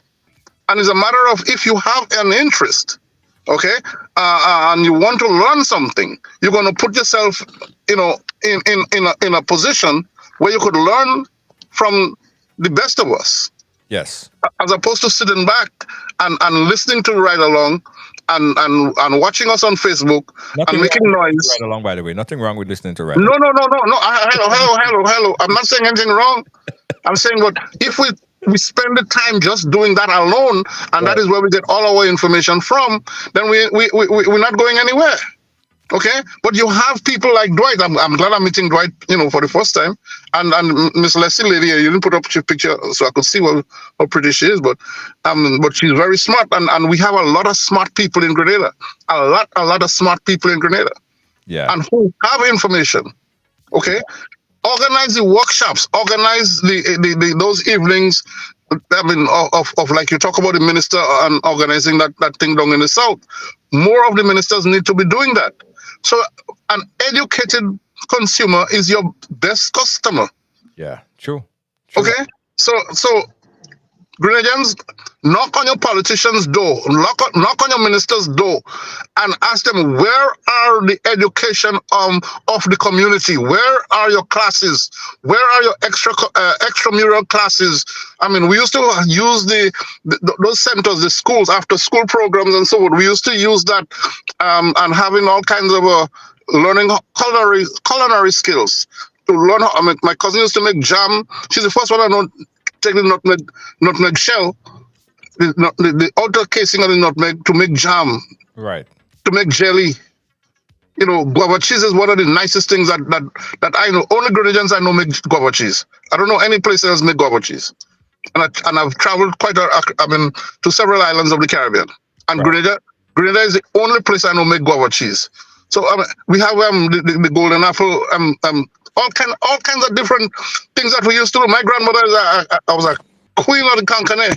Yeah. You know what? Dwight, you know what Cancanais is? Yeah. We all know what Concan is. We all know what Concan is. But But thank you so very much, Junior. Let me plug here. Credit Union in Granville. Join the Granville Credit Union, and to all of the people who received items from the container that was just brought home. You know, I appreciate you and all the nice sentiments that you shared. Thank you so very much for the love. And thank you so much, John Crow. And also, we want to say hi to Minister Andy Williams, who is locked on right now. And I'm sure he's taking notes because he was on last night as well, and you got a mouthful. A lot of people called in, a lot of people viewed. I think it's probably up to over 20-something thousand at this point. More engagement is very necessary. Education. Time. Dwight, I know you got to make a point, but I got to take this call. This call I've been waiting for a while, and then we'll come to your final point and close it off. Caller, you live? Where are you calling us from? Good night, Junior. Hey, caller, go ahead. You got to be kind of brief. Sorry to rush you, but we are that overtime schedule already. Go ahead. All right. Good night to the panelists too. I will start by saying, for a lack of knowledge, the people shall perish. Right. You know, my wife qualified for one of the houses, and Junior is very easy. Yes. It's very easy, and the younger you are in a better position. Even if you're working for $500 a fortnight, let's say you're working for $1,000 a month, the institution meeting your needs, you know, is what you could handle at the end of the month. You know, you could get it as low as $200, $220, $250 at the end of the month. You might take a longer time to pay. It's up to you. Mm-hmm. If you want to go harder, you could go harder. But it's very easy. Once you get the letter from the housing authority, once you get a letter from them, it's like the institutions, they are fighting for you. Yes. You know, my wife got through with one institution, and today another one was calling her. It's like they're fighting for you. Once you have the approval letter, you just need a pay slip, yes, a job letter, yes, and proof of address. Yes. And that is it. You know, I listened to Minister Kate yesterday. She's a woman I have a lot of respect for, but I don't think she should try and be like her leader. You know, she's misleading the people, I would say. You know. Yeah. Like well, making the people. That's why I'm saying that, and that's why we're telling everybody. No matter what political party you're affiliated with, I don't care. You could be a Garyite, I don't care. What I'm telling you is take advantage of this opportunity. Don't let nobody tell you differently. I will encourage people, especially young people, to take advantage of the opportunity. And inside of the houses, the cupboards, you know, the bathroom, mm-hmm. the lights. Yeah. State-of-the-art property. Wow. You know? Wow. My wife always a house on the hill. So if we get the third floor, it's like a dream come true because the view, you know, we had a viewing of the apartments last Friday, I think. Yeah, Friday. Uh-huh. That's the one in St. Louis. And not too long from now, there will be a new hotel opening in St. Louis. That's the Six Senses. Uh-huh. Yes. So St. Louis will come like a little city just now. You know? Nice. Even if we don't decide to stay in the apartment, we could be renting that apartment for about $1,000 or more. Yes. Maybe 2-3 years from now. You know? You see how you're thinking like an entrepreneur? I want everybody to think like that. I want everybody to think like that. Well, I want everybody to think about the entrepreneur spirit. That's what it is. the bathroom door is glass, sliding glass. The shower heads. But wait, no. You know, everything is state of the art, you know. Like it's like a hotel room you're in, you know? Wow. And I speaking from experience because I've been in them. We had viewing last week, you know. Nice. You know, I talked to a couple of my friends to take advantage of it. There are people that is refusing, people who qualify and they're refusing because of what they're hearing on the radio or on the television. They're refusing. And I encouraging my friends, my relatives to take advantage of that opportunity. Yes. I don't know about the one in Sotes, but the one in St. David's, state of the art property. Nice. So listen, congratulations, my brother. Congratulations, my brother. Man, and everybody need to think like you and think about how they could capitalize on this thing. Think about this, brother. In the next 10 years or so, if you say, you know what, I want to move somewhere or whatever, your house value is what, about $300,000, $400,000, $500,000 in a Bridget. Thank you very much. You know what I mean? You're walking out a day with a whole $400,000 extra in your pocket, you know? Yep. Yo, it's a gift. I wish I had one. Dwight, close it up, Dwight. Keep take advantage of it. Yeah, man. Absolutely. Thank you so much. And congratulations to you and the lady, all right? Yeah, man. Thanks. All right. Big up yourself, my brother. Yeah, man. Dwight, final. I saw my good friend Dwight Dayton just showed me. Hey, good night, Dayton, my good friend. Listen, the caller, stop telling people I want a host. Don't make all sense. But the point I wanted to make, right? And I want to tell this to people. If you can play the keyboard, you can play pan, you can play drums, any other musical instrument, there's something called the creative industry. The government of Green are giving 100 people free scholarships to go and learn about the creative industry in TAMCC. Get onto that. That's employment. Listen to me. Yes. I have a friend who lives and works in Antigua, and he makes triple times my salary in a week playing at some of the hotels. Triple times in a week. Yeah. People, there are opportunities. This government is empowering you. The creative industry is the next level. Yeah. And not only that, you can take that skill and you can go and work on a cruise ship. Woo! You can take that skill and you can travel. Am I lying, John? You can take that skill and go and play in St. Vincent, St. Lucia, Dominica, Antigua, St. Kitts. You don't need work permit and you don't need visa. You just need to jump on a plane, go and work. That's all I want to say to y'all. Yeah. There's nobody in Greenwich that could tell me that I unemployed. You got to be crazy. Yeah, everybody. God bless you. Yeah, thank you so much, Dwight, for that piece of information, guys. And I have a new venture that I'm starting, so I'm going to be employing about 4 or 5 individuals, Grenadians. So yeah, my new venture is going to start soon, but you have to be approved by tourism. So you have to have a tour guide. You have to take that tour guide class. So that's just me. That need 5 people, like in the next couple of weeks or so, next couple of months or so. There might be many, many more. So if you're sitting right there now and you're uncertain about where you could go, find out what's available at TAMCC. I think it's a tour guide certification program, I believe, or whatever. But you need that in order to work in the industry. Go and get that, and you're safe. Because there are always people that would need, whether it's in the upcoming cruise season, or hotels always need people for different tour guides. And once you certify, you're in the right place. You're cooking with gas. Janice, John Crow, and Dwight, thank you guys so much for joining us. And Janice, thanks again. I appreciate you. Thanks again. Really, really, really nice, guys. Guys, we're way overdue for a commercial break. Let me take this commercial break, guys, and I'll come back with my final closing words. Don't move. We'll be right back. Cathwell Stationery Services Limited announces its massive blowout sale on all stationery for school and office. Get copy paper at just $18 per ream. Enjoy up to 18% off folders, cardstock, Bristol boards, ink and toner cartridges, laptops, office furniture, and more. To order now, call 442-5848 or 5747. Or call 435-3377 and get free delivery island-wide and the lowest prices nationwide. Or visit our outlet on Scott Street, St. George's, where we guarantee the lowest prices daily. Cathwill Stationery Services Limited, the reliable office supply people. As we celebrate 50 years of independence, I love my Grenada. Made in Grenada presents the celebration of 50 years of Calypso. Open me a little better night, honey. One stage. No, not so fast. One show. Music holding me, controlling. Grenada's best Calypsonians performing Grenada's greatest hits. Don't take it out. Sunday, February 11th, 2024 at 6 p.m. sharp. Grenada National Stadium. More information coming soon. When the DJ play Peter Humphrey, she raise her hand and she tell me, making no place sweeter than home.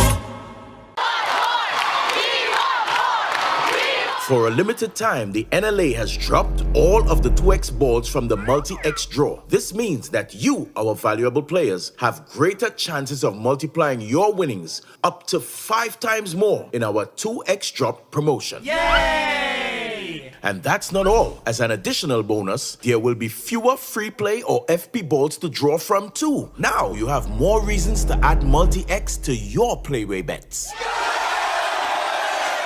So, value your dreams, win your way, and multiply your winnings up to 5 times more in the NLA's 2x dropped promotion. Promo runs until... The government of Grenada, through the Ministry of Finance, is continuing the rollout of its tax amnesty initiative. The amnesty provides 100% waiver of all interest and penalties on all outstanding balances up to the end of December 2021. All taxpayers with outstanding tax balances and outstanding returns to file are encouraged to take advantage of this amnesty. All tax types administered by the division are eligible for tax amnesty. For further information on the tax amnesty, please contact the Inland Revenue Division at 435-6945 or 435-6946. Email tpshelpdesk@ird.gov.gd or visit our website ird.gd.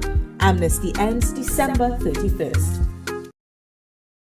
Now, get ready to conquer the road with Zion Driving Instructors, conveniently located at 1782 Flatbush Avenue in Brooklyn, New York. We are your ticket to driving success. We are known for and specialize in the best rates for driving classes, ensuring you reach your driving goals affordably and efficiently. Our expert instructors offer personalized one-on-one training, making you a confident and skilled driver. Plus, we offer convenient 5-hour classes and various packages deal to give you even more value.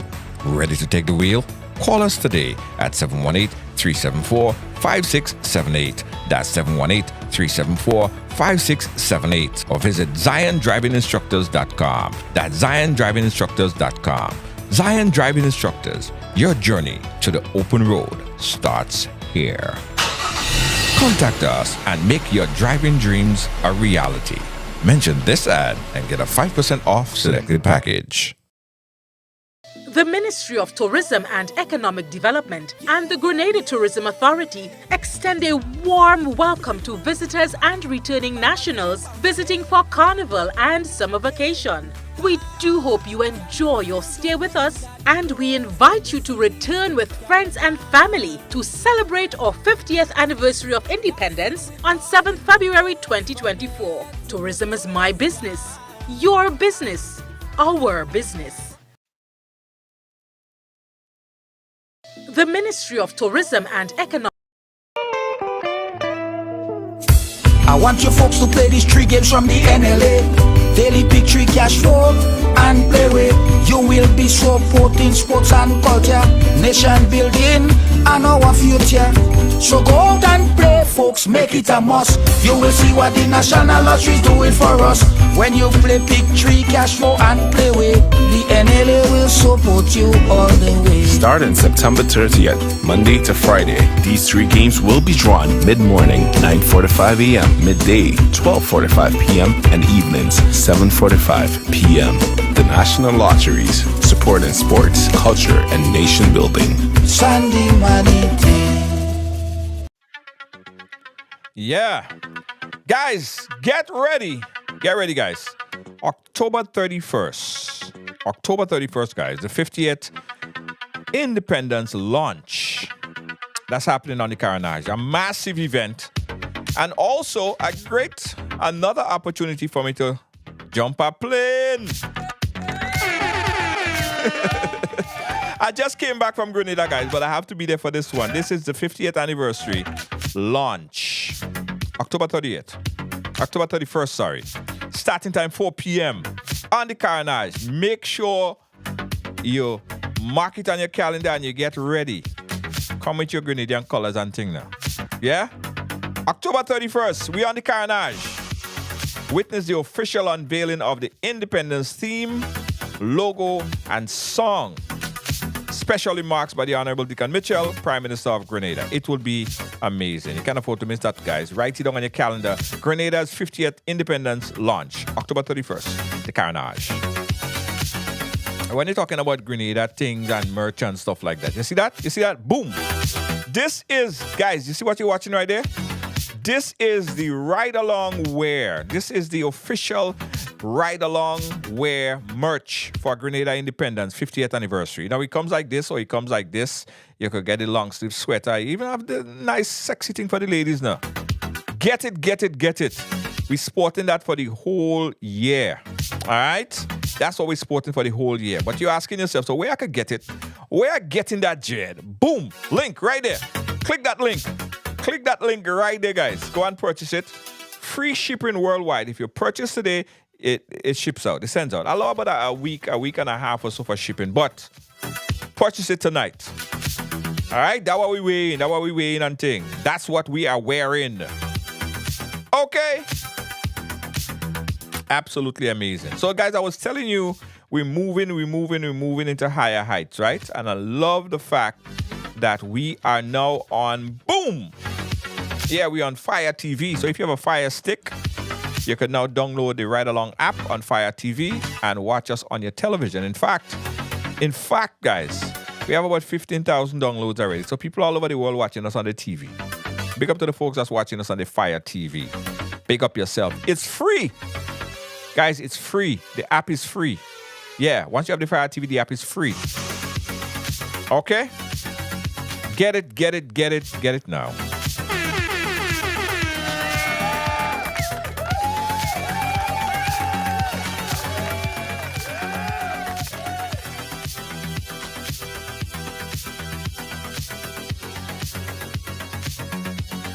Guys, I know we have a donation link at the bottom of the page, right? Because every time around Christmas, what we do, we donate hams. If you remember last year, we donated about 25 ham. So we're doing it again this year, guys. So kind of, you know what I mean? Make a donation. Help us help you. Because this year we're thinking about donating about 50 different ham and gift items to the Caribbean region. So the link is at the bottom. It's pinned at the bottom. Click that link. Quick, easy. Make a little donation to help us, help you, and our community. Thank you so much in advance. Again, guys, on behalf of all of our team here at Ride Along Live, our senior executive producer, Lois JJ. Gail, how you doing? Kibbs, how you doing? Thank you, and thank you. You guys are simply the best, better than all. Rain go start to fall just now. Yeah. Free shipping worldwide. Get it right now for the Grenada outfit, okay? Okay.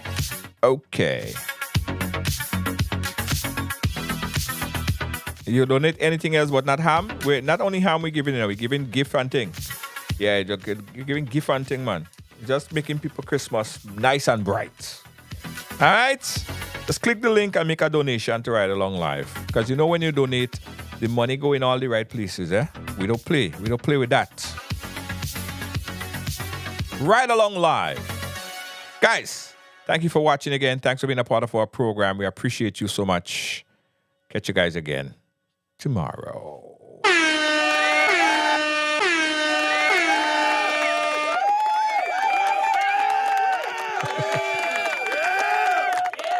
Thank you. Bye-bye.